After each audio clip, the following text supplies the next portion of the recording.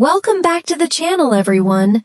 Do you ever feel completely lost when trying to talk about food and cooking in English? Maybe you are standing in the kitchen, making a delicious meal, but you just can't find the right words to describe what you are doing. Well, you are not alone. Cooking is a huge part of our daily lives, and talking about it should be fun, natural, and stress-free. So today, we are diving into essential English sentences for cooking and the kitchen. By the end of this 10-minute lesson, you will sound like a true English-speaking chef. Are you ready? Let's get cooking. Imagine you just got home from a long, exhausting day at work or school. You are absolutely starving, but you do not have the time or energy to cook a big, complicated meal. This is the perfect time to use our very first phrase, whip up. To whip up something means to prepare a meal very quickly and easily. Let's listen to a short conversation to hear how native speakers use it. Hey, I'm starving. Is there anything to eat in the fridge? Don't worry, I can whip up a quick omelet for us in 5 minutes. Oh, that sounds perfect. Thank you. See how natural that sounds? Next time you make a fast meal, proudly tell your family, I'm going to whip up some dinner. You are doing great so far. Let's keep going. Okay, now you are ready to start preparing your fresh ingredients. You have your cutting board, your favorite knife, and a big pile of vegetables. What exactly are you doing to them? You are going to chop up the vegetables.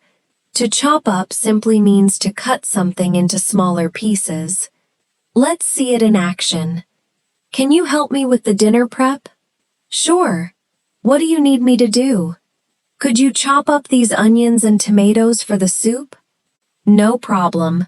I'll chop them up right now. This phrasal verb is incredibly common in daily cooking. Practice saying it today. You can chop up garlic, chop up meat, or chop up fruit. Let's move on to the seasoning, which is the best part. You are tasting your soup, and it feels like it is missing just a tiny little bit of flavor. You do not need a whole spoon of salt, just a very small amount. The perfect phrase here is a dash of. A dash of something means a very small amount of an ingredient, usually a spice or a liquid. Let's check out our next dialogue. This pasta sauce is good, but it needs something else. Try adding a dash of salt and a dash of black pepper. Good idea. Let me try that. Using a dash of makes you sound exactly like a kitchen pro.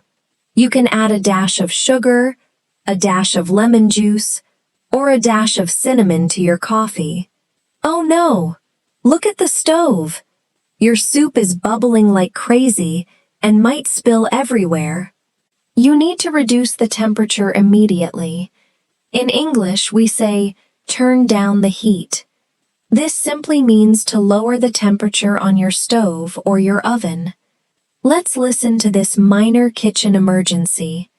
Watch out! The soup is boiling over. Quick, turn down the heat before it makes a giant mess. Okay, I turned it down to medium. Phew, remember this phrase. It might just save your dinner. And conversely, if you need the stove to be hotter, you can simply say, turn up the heat. Now that you have turned down the heat, your soup is gently bubbling away. You do not want it to boil aggressively, but you want it to keep cooking slowly. What is this process called? We call it, let it simmer. To simmer means to cook something gently, just below the boiling point. Let's hear a quick conversation.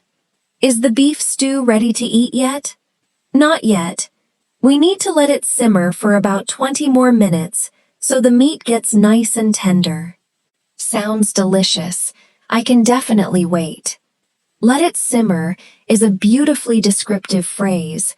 It instantly paints a picture of a warm, cozy kitchen filled with wonderful smells. Let's imagine you are making pancakes for breakfast, or maybe frying a delicious piece of fish. One side is perfectly golden brown, and now you need to cook the other side. The action you need is to flip over. To flip something over means to turn it upside down to cook the opposite side. Let's see this in a dialogue. Wow, those pancakes smell amazing. Thanks. I think it's time to flip them over.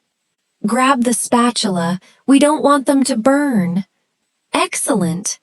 Next time you make eggs, pancakes, or burgers, remember to confidently say out loud, "I'm flipping them over." The food is finally ready. It smells fantastic, and you are completely ready to eat. But wait, the dining area is completely empty. It is time to set the table. This means to arrange the plates, forks, spoons, and glasses so everyone can sit down for a meal. Let's listen in. Dinner is almost ready, everyone. Can someone please set the table? I'll do it. I'll grab the plates and the silverware right now. This is a wonderful phrase to use with your family, kids, or roommates. It is an essential part of the daily dinner routine. You just ate a fantastic meal, your stomach is full, and you are so happy. But then, you look over at the kitchen sink. It is completely full of dirty plates and greasy pans. It is time for the least fun part of cooking. Do the dishes. This simply means to wash all the dirty plates, pots, and silverware. Let's check out our final dialogue for today. That dinner was absolutely delicious. Thank you so much for cooking. You're welcome. Since I cooked, would you mind doing the dishes? Fair enough.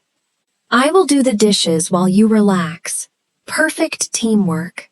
Do the dishes is a daily chore, and now you know exactly how to talk about it naturally. Wow! Look at all the amazing phrases you just learned in such a short time.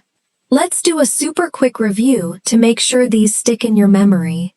Number 1. Whip up, meaning to make a quick meal. Number 2. Chop up, meaning to cut into smaller pieces. Number 3. A dash of, meaning a tiny bit of an ingredient. Number 4. Turn down the heat, meaning to lower the stove temperature. Number 5. Let it simmer, meaning to cook slowly and gently. Number 6. Flip over, meaning to turn food onto its other side. Number 7. Set the table, meaning to put plates and utensils out for a meal. And number 8. Do the dishes, meaning to wash up after eating. Fantastic job, everybody! I highly recommend you practice using these phrases the next time you step into your kitchen. Speak them out loud to yourself as you cook. It is truly the best way to build your spoken confidence. If you enjoyed this video and found it helpful, please give it a big thumbs up right now. Do not forget to subscribe to the channel and hit that notification bell so you never miss an English lesson with me. Before you go, leave a comment below telling me, what is your favorite food to whip up at home? I can't wait to read all of your delicious answers in the comments. Keep practicing, keep smiling, and I will see you in the very next video. Happy cooking, and goodbye.